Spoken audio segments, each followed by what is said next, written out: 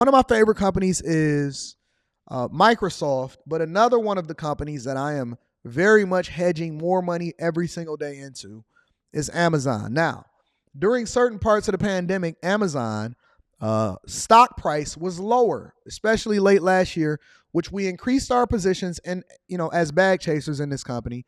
Amazon stock price I thought was incredibly undervalued based off of the idea that they continue to invest in infrastructure. They're continuing to invest in Rivian as an electric vehicle maker so that they can leverage the platform in order to create more trucks, in order to lower costs. Their investment in artificial intelligence, which is much different than Microsoft's investment in artificial intelligence and how they're leveraging it, but every company is leveraging artificial intelligence. But I believe that Amazon is going to take over the world. Honestly. I see you, Swag G. Swag G says, I love Amazon. Do you love Amazon because of Amazon, the company, being a great company as far as it being great for you as a consumer, or do you love Amazon because you invested in the platform? It's a little bit different.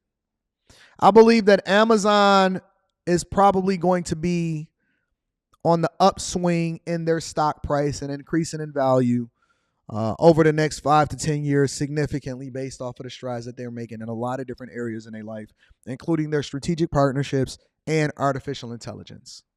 Shout out to AL. I'm going to read that shortly. Amazon is literally taking over the world.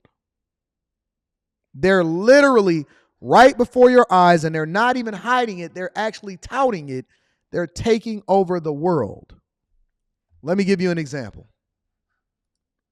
More than 71 million shoppers are expected to grab deals on this Cyber Monday. And for online retailers like Amazon, that means it's one of the biggest shopping days of the entire year. And the company is preparing by using AI to manage the rush. I'm going to get Chris there, Van Yaker. Cleve got an exclusive look at Amazon's Robotics Research and Development Center, where it says the future of faster delivery is being built as we speak. And right now, as we speak, Chris Van Cleve is at an Amazon facility just outside of Phoenix. Chris, good morning. Good morning. It is all about speed here, particularly on Cyber Monday. Think about this. Within 11 minutes of someone clicking buy on a same-day order, these robots spring to life and start processing that order. Amazon says that's an hour faster than other facilities, and it's the quickest turnaround company-wide in their history. And they say it wouldn't be possible without AI. Long before Romney Barinas turns onto Deerfield Lane in Westboro, Massachusetts, outside Boston, AI software has analyzed the 160 or so locations he'll need to deliver the roughly 250 Amazon packages in the back of his all-electric Rivian van. All-electric Rivian van. I am also invested in Rivian. I have a smaller stake of my brokerage account portfolio invested in Rivian, but Rivian is a strategic partner of Amazon that is also building their own trucks and SUVs. They're saying that they're probably going to become the next Jeep, right? But then at the same time, based off of its own off-road capabilities and it branding itself that way, but it's also have a strategic partnership and have some time that is now starting to bear fruit as far as the electric vans and the driving out of the costs, and also leveraging technology as far as electrification and not depending on fossil fuels or having to have the same maintenance costs associated with having internal combustion engines. And so a lot of people don't see the value in electric cars, but it is a lot of value, especially as it continues to roll out into manufacturers and then these technology companies. But a lot of people are saying that they didn't see the value in Rivian, but I absolutely long-term. You got to remember, every play that we make is a long-term play. Every play that we make is a long-term play. And so this very van, we ain't even got into the artificial intelligence yet. This very van and their strategic partnerships are starting to bear fruit. Let's continue. The stops are plotted to create the most efficient route possible using mapping technology that updates in real time for issues like traffic or weather. Do you kind of feel like you're driving Santa's sleigh? Yeah, something like that. Last Thanksgiving weekend, people shopped Amazon for hundreds of millions of items, prompting 20 million deliveries a day. It's like our Super Bowl. We practice for it for months in advance. Amazon VP Scott Hamilton. Within 24 hours, that order being placed, that inventory is here on the floor, getting put into vans and out ready to go. To do that, Amazon uses AI to forecast daily demand for more than 400 million products, which helps predict where in the world they'll likely be ordered from, so those items can be staged nearby, allowing for faster delivery. Just as delivery stations like this go from handling 60,000 packages a day to over 110,000 during the holidays. They can scale up from 60,000 packages a day in one facility to over 110 because they're leveraging artificial intelligence to be able to not only plot the paths, but also use the robots that's then synced into the technology that comes along with the newer vans and allows for them to be successful going forward while also sourcing out your jobs because they're now able to use predictive technology in order to figure out how to do things more efficiently without you. Holidays. How big a role in a day like Cyber Monday is What's up, Q? AI and automation? AI will touch just about every piece of our supply chain.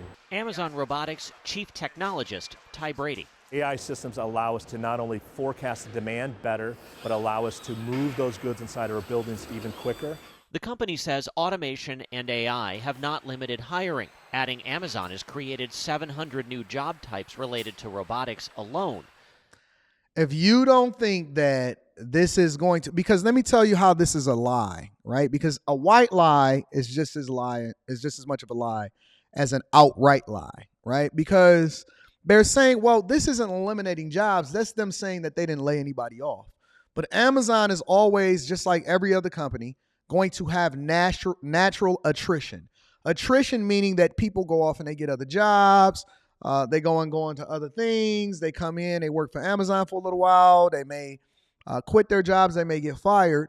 And so what Amazon is doing is slowing hiring, which is then preventing them to have to replace the jobs because the jobs are naturally being replaced by robotics and artificial technology, right? When you have less repair facilities, because jobs is not just directly tied to Amazon also. Jobs are tied to the suppliers and the people that depend on Amazon in order to continue to run their businesses. Whether you are a person that lists things on their website and then they replace you with an Amazon Prime product or a product that is made by Amazon specifically, whether they put a mom and pop store out of business, whether they then don't need this supplier anymore because they've figured out how to strategically minimize the amount of time and money and effort that they have to distribute over to you in order to do so, whether people quit the job that they have and then they then move on to something bigger and they don't have to replace you, they just move people over in order to be more efficient in what they do. Them saying that they didn't have to replace jobs, that they added jobs, mean that they added research and development, and then they added technology jobs, and often at times that comes in the form of software engineers. It comes from cloud engineers. It comes from a lot of different people, robotics, civil engineers, building facilities, so on and so forth, warehouses. A lot of these jobs are still replacing you. You just don't hear the layoffs specifically as it relates to this division because natural attrition then allows for them to then give you this feel-good story to say, oh, no. Artificial intelligence isn't laying people off. It's actually just helping them to do their job more efficiently. It's not. It's a white lie. It's not an outright lie. It's a white lie. Telling you. But a Goldman Sachs report from March warns of significant disruption to the global labor market as automation has the potential to affect 300 million jobs. When people hear AI, they start to worry that that's going to replace human workers. It will. I get that question quite a bit, but that's just not the way that I see it. We think of it as... He didn't say it's not true. Listen to how he strategically talks. He didn't say that it's not true. He said, that's not the way that I see it. It's just like politicians. It's no different. He didn't say it's not true. He said, that's not the way that I see it. Meaning that it is true. He just chooses to look at it and communicate how it is that Amazon is leveraging AI technology differently in order to continue to sell it to you as the consumer, okay? This beautiful ballet of people and machines working together in order to do a job, right? So we build our machines in order to allow people to do their jobs better. That's the talking point. Whenever they ask you a question, say that, nope, don't see it that way. What we see it as, we see them assisting you. We see them assisting you and helping you do your job more efficiently. It's not that you're being laid off. You're not being replaced. No, they're not going to lay you off. They're going to say, it's a beautiful ballet and an orchestra that's being put together of machine and human working side by side in order to make sure that the customer get their packages much quicker. Instead of it taking an hour from the time that you hit click and you make your order, now it only takes 11 seconds. And guess what? Now your back don't have to hurt anymore. Translation, they don't have to pay labor, and they don't have to worry about all of the healthcare costs that come along with you getting injured on the job. So they're saving money while also allowing you to be lazier, which then puts more revenue inside of their pocket and makes them much more successful. Like using AI to spot damaged goods in boxes. This newly developed system, Sequoia, helps fulfillment centers identify and store inventory 75% faster while reducing order processing time by 25%, which on Cyber Monday means getting gifts to you faster than ever. I kind of like to think about AI as like oxygen. You don't feel it, you don't see it. You know, it's what makes the magic happen. Amazon expects people to order hundreds of millions of packages. Q said, why I got a belt around my neck? Because I just got done talking about T.I. and King and why he needed a whooping. Let me pivot. But you can also do something else. And a lot of people are not really talking about this, but it's coming. Check out this commercial by Amazon.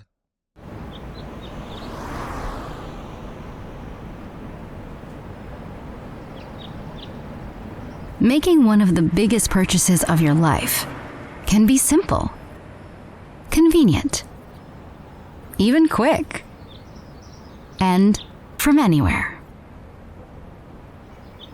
Yep, you are now able to purchase a vehicle on Amazon, starting with Hyundai. Amazon's new announcement: starting next year, you can buy a new car on the website. Hyundai, the first brand. Elizabeth Schultze has the story. Good morning, Elizabeth. Good morning, George. That's right. Starting next year, Amazon says you will be able to put a new car into your shopping cart. It will be selling Hyundai cars on its platform. The company says that you will be able to search for the model, trim, color, and other features. And then you can buy it through your preferred payment method on Amazon and choose a time to either pick it up or have it delivered by your local dealership. So the dealer is still the end seller here, but this shows how automakers are trying to meet a growing number of customers who are shopping online for their cars. The one thing that Elon Musk did that then put dealerships on their heels, and a lot of people are not really familiar with the auto industry, but I'm intimately familiar with the auto industry and all of its legs and all of its extensions, including the dealership network, right?